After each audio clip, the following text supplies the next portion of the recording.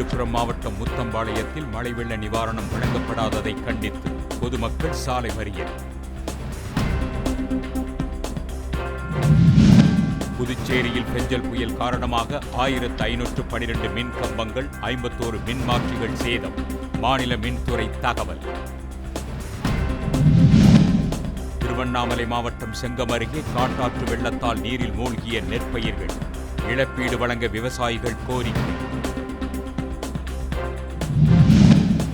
புதுக்கோட்டையில் விதிகளை மீறி தெருவிளக்குகள் அமைக்க ஆணை வழங்கிய வட்டார வளர்ச்சி அலுவலர்கள் உட்பட 11 பேர் மீது வழக்கு.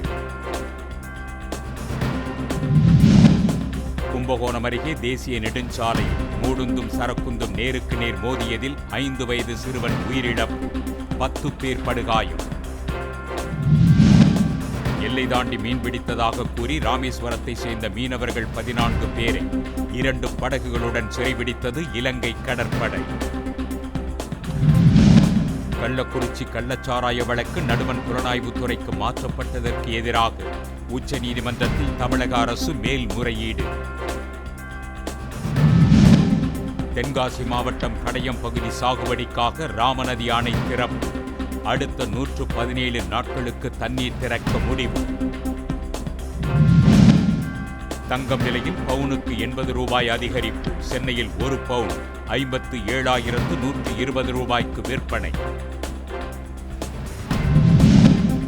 ஆப்கானிஸ்தானில் பெண்கள் மருத்துவம் படிக்க தாலிபான் அரசு தடை விதித்திருப்பதற்கு மட்டைப்பந்து வீரர் ரஷீத் கான் கண்டனம்.